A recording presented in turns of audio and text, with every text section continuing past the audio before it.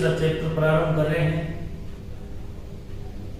मुझे उम्मीद है कि आज से ढंग से उसका देखकर पढ़ेंगे, नोट्स बनाएंगे और यादगारी भी करेंगे। आज जो शिक्षा विभाग के अनुसार जो गाइडलाइन आई है उसके अनुसार अति शीघ्र ही विद्यालय खुलेंगे। आप इस विश्वास मत रहना कि विद्यालय नहीं खुलेंगे, तो फटाफट कार्य बराबर करते रहना, फिर कोई बहाना नहीं चलेगा। तो सबसे पहले हम देखते हैं खनिज व ऊर्जा संसाधन, अध्याय तीसरा है। ज्योग्राफी का कक्षा 10 में तीसरा अध्याय है। अब देखो इस खनिज की परिभाषा देखते हैं। सबसे पहले खनिज की किसकी परिभाषा देखते हैं? खनिज की परिभाषा देखते हैं। खनिज किसे कहते हैं? भूमि से खनन क्रिया के द्वारा भूमि से खनन क्रिया के द्वारा भूमि से खनन क्रिया के द्वारा निकाले गए रासायनिक व भौतिक गुण के पदार्थ निकाले गए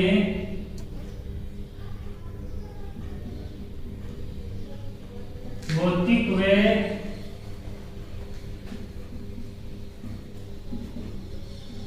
रासायनिक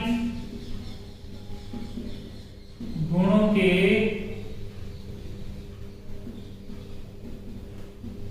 पदार्थ होते हैं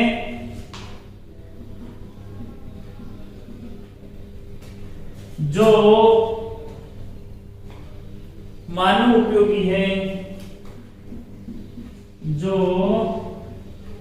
मानव उपयोगी है, उसे खनिज संसाधन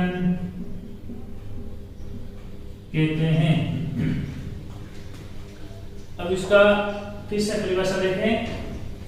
खनिज व ऊर्जा संसाधन, सबसे हम पहले पढ़ रहे हैं खनिज। खनिज होता है जो जमीन के अंदर से निकालते हैं। क्या लिखा है? भूमि से खनन क्रिया, यानी जमीन के अंदर से, भूमि के अंदर से खनन क्रिया के द्वारा निकाले गए भौतिक और रासायनिक पदार्थ, भौतिक और रासायनिक पदार्थ जमीन अंदर से निकाले होते हैं। मेन बात है वो मानव उपयोगी है, मानव के लिए काम आने वाला खनिज है, उसे कहते हैं खनिज संसाधन। जो मानव उपयोगी वो संसाधन है।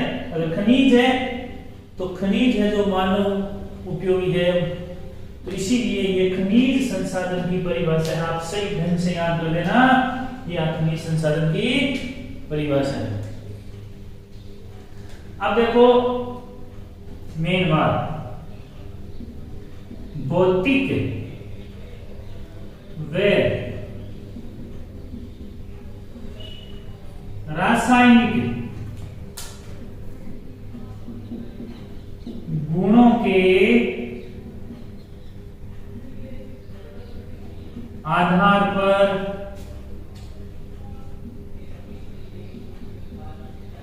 दो भाग होते हैं भाई। कितने भाग होते हैं? दो भाग।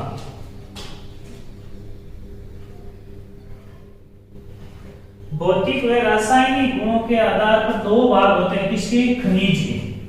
खनिज दो प्रकार के होते हैं। किसके आधार पर?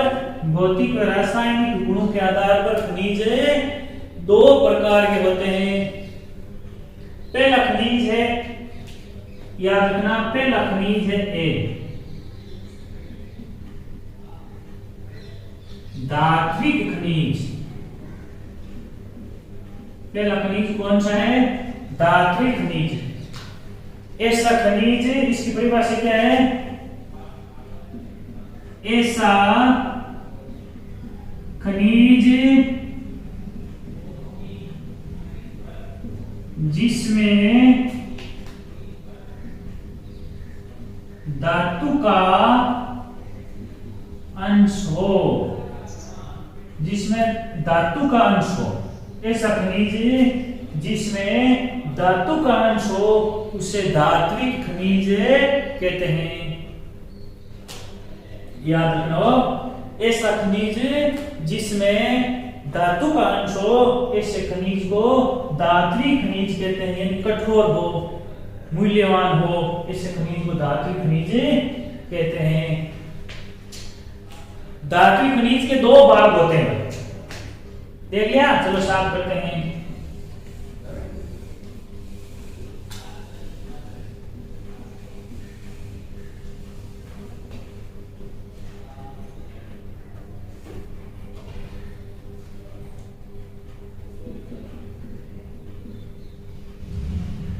धात्विक खनिज दो प्रकार के होते हैं। याद रखना हो, धात्विक खनिज कितने प्रकार के होते हैं? दो प्रकार के होते हैं धात्विक खनिज। ये हम धात्विक खनिज की परिभाषा है, ये धात्विक खनिज दो प्रकार के होते हैं। पहला है लोहा धातु प्रधान, पहला भाग है लोहा धातु प्रधान। लोहा धातु प्रधान पहला भाग है धात्विक खनिज का, जिसमें लोहे के अंश की प्रधानता होती है, जिसमें लोहे के अंश की प्रधानता होती है। यानी लोहा धातु, नाम क्या है? लोहा धातु प्रधान, यानी धातु है लेकिन मात्रा उसमें अंश चाहे किसी प्रकार का खनिज हो, लेकिन उसमें लोहा थोड़ा बहुत आपको जरूर मिलेगा।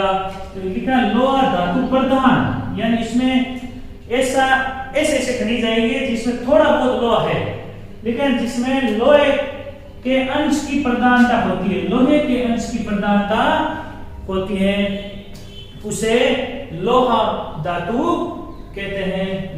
उसमें देखो उदाहरण क्या है उसका,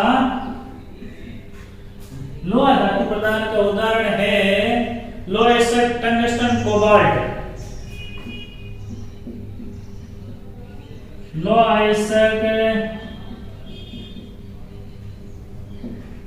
टंगस्टन कोबाल्ट, जिसमें लोहे के अंश की प्रधानता होती है, वो लोहा धातु प्रधान है। ये उदाहरण है लोहा पूरा लोहा है, उसमें दूसरा है टंगस्टन और तीसरा है कोबाल्ट। इस प्रकार की और उदाहरण है जिसमें लोहे का अंश पाया जाता है। दूसरा देखा आगे, दूसरा है एलॉय धातु प्रधान। एलॉय धातु प्रधान धातु तो है लेकिन इसमें लोहे की मात्रा नहीं है। चलो नीचे वाला साफ कर देता हूं ना।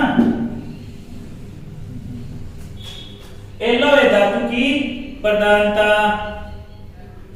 जिसमें लोहे का अंश ना हो,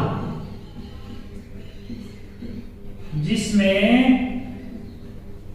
लोहे का अंश ना हो, उसे एलॉय धातु प्रधान कहते हैं। धातु प्रधान है एलॉय धातु प्रधान, यानी इसमें लोहा नहीं है, इसमें लोहा है, इसमें लोहा नहीं है। तो ये लोहा वाली धातु है जिसमें लोहा पाए जाते हैं। अब जिसका हम आगे उदाहरण लिखेंगे उसमें लोहा नहीं पाया जाता है। उसमें देखो, उसमें सोना, चांदी, तांबा, टिन, सोना, तांबा, चांदी, टिन, ये ऐसे धातु है जिसमें लोहा बिल्कुल ही नहीं पाया जाता है। ना सोने में लोहा पाया जाता है, ना तांबे में पाया जाता है, ना चांदी में पाया में पाया जाता है। तो ये धात्विक खनिज के प्रकार है। इसके धात्विक जो कठोर धातु के उनके प्रकार है। धात्विक खनिज दो प्रकार के, लोहा प्रधान और अलोहा प्रधान। लोहा प्रधान में तो लोहे की मात्रा होती है, अलोहे में लोहे की मात्रा नहीं होती, लेकिन धात्विक है धातु कठोर खनिज, कीमती धातु, ये सारी बहुत कीमती धातु। इसमें तो ये है धातु और हो गया, और ये एलोय हो गया। इसमें ये उदाहरण इसके हैं, ये उदाहरण इसके हैं। सेकंड से देख लेंगे। तो ये हमने पढ़ा पहला भाग धात्विक है। अब आगे पढ़ेंगे अधात्विक।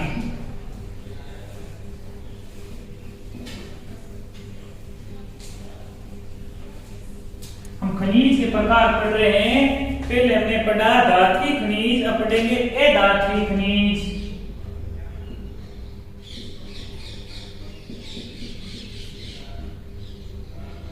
अधात्विक खनिज कौन सा खनिज है? अधात्विक खनिज। इस परिभाषा को बताइए। ऐसे खनिज जिसमें धातु का अंश नहीं होता है। ऐसे खनिज जिसमें धातु का अंश नहीं होते हैं। धात्विक खनिज में धातु का अंश होता है, इसमें नहीं होता है, ये याद रखना। अधात्विक में धातु का अंश नहीं होता है और धात्विक में धातु का अंश होता है। तो ये है अधात्विक खनिज की परिभाषा। पूछा ना अधात्विक खनिज किसे कहते हैं? तो आप कहेंगे ऐसे खनिज जिसमें धातु का अंश नहीं होता है। जैसे देखो चूना, पत्थर, अभ्रक, जिप्सम, उदाहरण भी बता देते हैं ना। जैसे चूना पत्थर, जिप्सम, अभ्रक, ये अधात्विक खनिज है। चूना पत्थर, जिप्सम, अभ्रक, ये कठोर नहीं, वैसे कठोर है लेकिन धात्विक खनिज नहीं, इसमें धातु नहीं। चूना पत्थर, जिप्सम और अभ्रक, ये इस प्रकार के खनिज है। धात्विक खनिज उदाहरण है चूना पत्थर, जिप्सम और अभ्रक। अब है ऊर्जा खनिज। आगे बात करते हैं हमें ऊर्जा खनिज।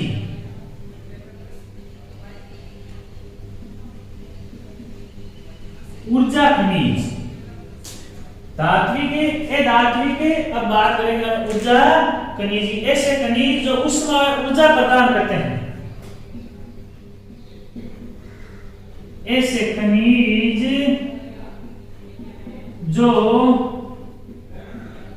ऊष्मा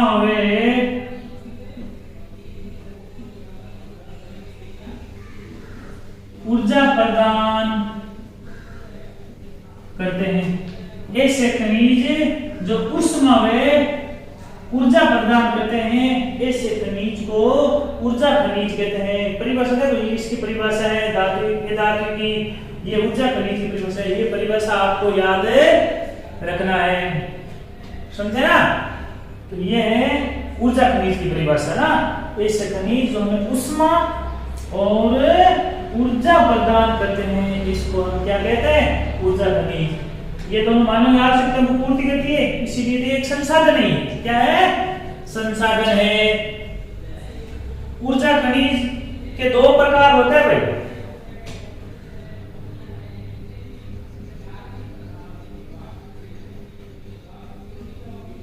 ऊर्जा खनिज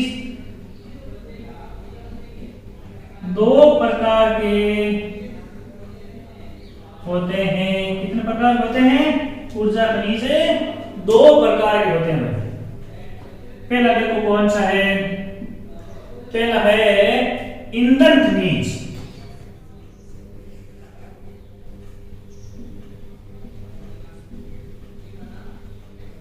पहला है ईंधन खनिज, जिससे हमें ईंधन प्राप्त होते हैं, जिसे ईंधन के रूप में उपयोग किया जाता है।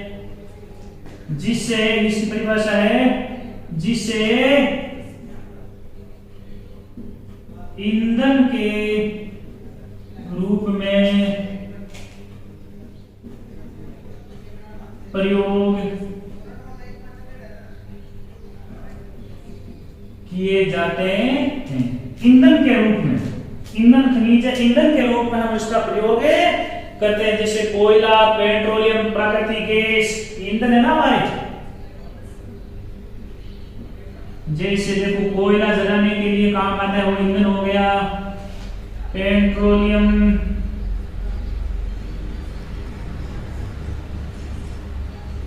पेट्रोलियम भी हम ईंधन के रूप में काम लेते हैं, गाड़ियों में, मोटरसाइकिलों में डालते हैं, और ये भी ईंधन ही है, ये आप सब घर में काम लेते हैं। प्राकृतिक गैस, ये आप सभी काम लेते हैं। जो हमारे घर में हम जो चूल्हा जलाने में काम लेते हैं ना, घर में गैस जो खाना बनाते हैं, वो प्राकृतिक गैस होती है, वो एक ईंधन है।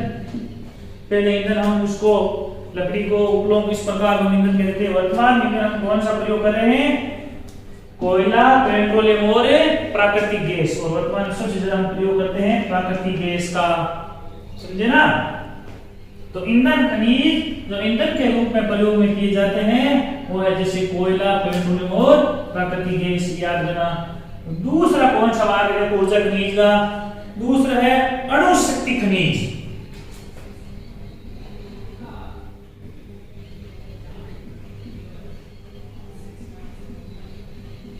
अणु शक्ति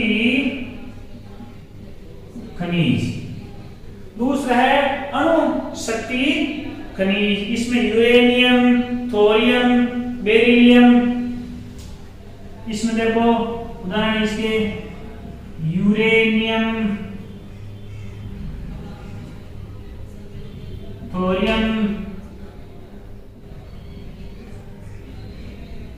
बेरिलियम, यूरेनियम, थोरियम, बेरिलियम और इल्मेनाइट और इल्मेनाइट, ये इनके उदाहरण है भाई अणु शक्ति खनिज के। तो ऊर्जा खनिज कितने प्रकार के हो गए? दो प्रकार के हो गए, ईंधन खनिज और अणु शक्ति। अणु शक्ति खनिज उदाहरण बताओ, यूरेनियम, थोरियम, बेरिलियम और इल्मेनाइट। ये है इनके अलग अलग उदाहरण याद करना। ये भी पार्ट 2 नंबर का है ना। तो ये तो हो गया ऊर्जा खनिज के प्रकार, ईंधन खनिज और अणु शक्ति खनिज, समझे ना। चलो आगे देखें। अब देखो उसमें कुछ विवरणात्मक पढ़ते हैं। ये देख लिया, याद भी करना है, साथ साथ में देखते रहना है और याद भी करते रहना है, नोट्स बनाना है, सारे काम करते रहना ना। सीधे नोट्स नहीं बनाना, पहले हम पढ़ा रहे हैं उस तरीके को समझें, जो जिससे मैं लिख रहा हूं वैसे आपको नोट्स बनाना है। बाद में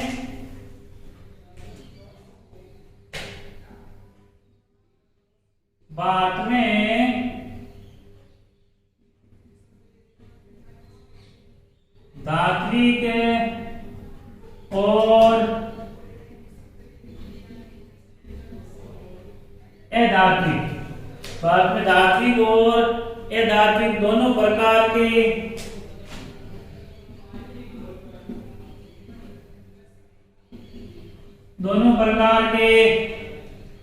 89 खनिज पाए जाते हैं। 89 खनिज पाए जाते हैं। कितने खनिज पाए जाते हैं? 89 खनिज पाए जाते हैं। भारत में टोटल कितने खनिज पाए जाते हैं? 89 खनिज पाए जाते हैं, याद रखो। वो भी दोनों धात्विक और अधात्विक खनिज, धात्विक और अधात्विक खनिज दोनों 89 प्रकार के पाए जाते हैं हमारे देश में, यानी भारत में। याद रखो भारत में कुल कितने प्रकार खनिज पाए जाते हैं? तो उसमें 89% खनिज पाए जाते हैं। इसमें अधात्विक 52,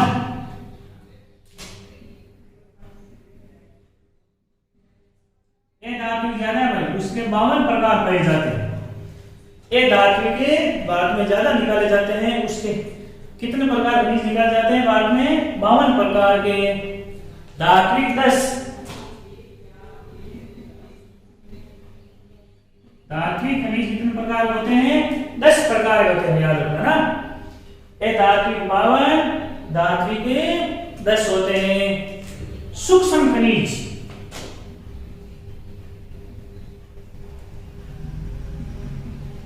सूक्ष्म खनिज छोटे छोटे प्रकार के खनिज होते हैं, वो 23 प्रकार के हैं। सूक्ष्म खनिज कितने प्रकार के हैं? 23 प्रकार के खनिज पाए जाते हैं ना। अब है ईंधन खनिज।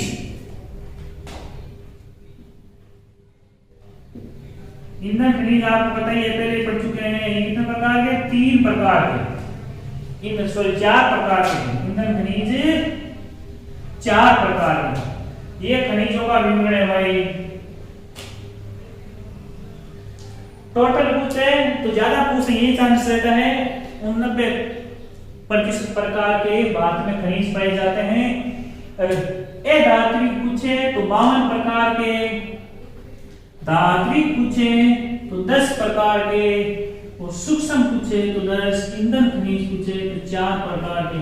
ये भारत में मुख्य प्रकार से पाए जाने वाले खनिजों के प्रकार हैं। अब ये जो खनिज है, सकल घरेलू उत्पाद, इसका कितना योगदान है बोलो? सकल घरेलू उत्पाद कितना है बताओ? सकल घरेलू उत्पाद में यानी जीडीपी में, जीडीपी में उसका कितना योगदान है? किसका? खनिज का। 3.4%, 3.4% जीडीपी में खनिज का योगदान है। टोटल जो आय होती है, जो हमें कृषि की आय पड़ी, जो 17% थी, उसमें खनिज की के द्वारा जो आय प्राप्त होती है सकल उत्पाद में कितनी है? 3.4%। वैसे तो ठीक है, लेकिन दुनिया के हिसाब से ये आय कम है। बात इतनी खनिज की विविधता है, इसके कारण देखते हुए ये सकल उत्पाद में योगदान इसका कम है। कम क्यों है? क्योंकि भारत एक विकासशील देश है। भारत के जमीन के अंदर कई प्रकार के खनिज पाए जाते हैं, लेकिन उसका हम अभी तक दोहन नहीं कर रहे हैं, निकाल नहीं पा रहे हैं। भारत के आसपास के हिंद महासागर में, बंगाल की खाड़ी में, अरब सागर में कई प्रकार के खनिज पाए जाते हैं, पेट्रोलियम पदार्थ पाए जाते हैं, जिसको खोजबीन करना, निकालना, ये प्रयास जारी है। राजस्थान के अरावली पर्वतमाला में, पश्चिम राजस्थान देखो दोरों में, जसन बाड़मेर में गैस निकल रही है। ये ना ईंधन खनिज निकल रहे हैं, प्राकृतिक गैस, पेट्रोलियम, ये सारे पदार्थ निकल रहे हैं। और भी निकले, हमारे आसपास इलाकों में सर्वे हुआ है, यहाँ भी कई प्रकार के खनिज निकलेंगे। लेकिन हम अभी विकासशील देश है, इतनी हमारे पास में मशीन टेक्नोलॉजी नहीं है तो हम जल्दी उसको निकाल सके, खोज कर सके। तो आने वाले समय में हम उसका प्रयोग जारी रहेगा और ज्यादा से ज्यादा ये जीडीपी की मात्रा भी बढ़ेगी। हमारा पूरा हिमालय है, उत्तर भारत का पूरा खनिजों से भरा पड़ा है। तो जैसे जैसे हम आगे बढ़ते जाएंगे, हमारा विकास होता जाएगा, तो हमारी जीडीपी बढ़ती जाएगी और खनिज का उत्पादन भी बढ़ता जाएगा। हम भी एक दिन विकसित राष्ट्र में शामिल हो जाएंगे। तो ये थे सकल घरेलू उत्पाद 3.4%। आगे देखो औद्योगिक उत्पाद।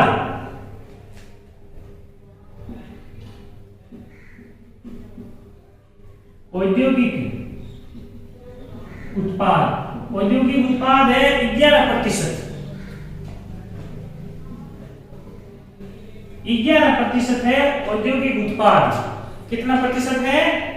11%। ये इसको समझो, औद्योगिक उत्पाद क्या होता है? यानी टोटल कारखानों से, टोटल फैक्ट्रियों से जो वस्तु उत्पादन होता है, वो खनिज कितना % योगदान है? खनिज का 11% योगदान है। तो ये हमने आज आपको बड़े खनिज जो है, ऊर्जा संसाधन की बेसिक जानकारियां, सबकी परिभाषा आपको याद करनी है। धात्विक खनिज, धात्विक खनिज दो प्रकार होते हैं, लोहा प्रधान और अलोहा प्रधान। उसके बाद में ए धात्विक है जो अभ्रक है, जिप्सम है। उसके बाद हमने ईंधन खनिज पढ़ा, कोयला है, पेट्रोलियम है, प्राकृतिक गैस है।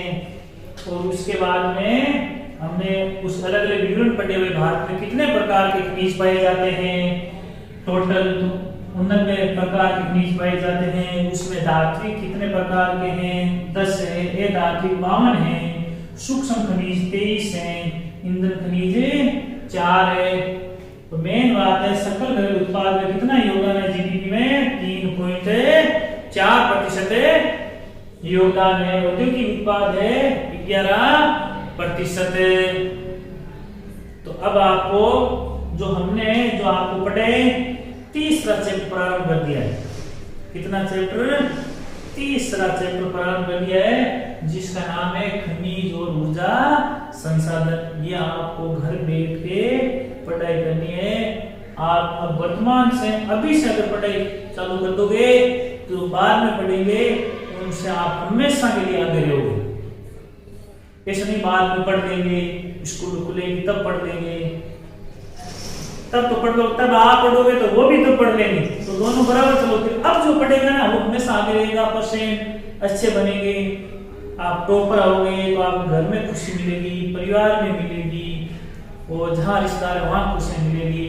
कम से कम अच्छे बनेंगे तो आपकी लाइफ जो आगे की है वो सरल हो जाएगी, नौकरी आपके लिए लगने के चांस बढ़ जाएंगे। इसीलिए ज्यादा से ज्यादा घर पर पढ़ाई करें, नियमित रूप से पढ़ाई करें। जय हिंद, नमस्कार।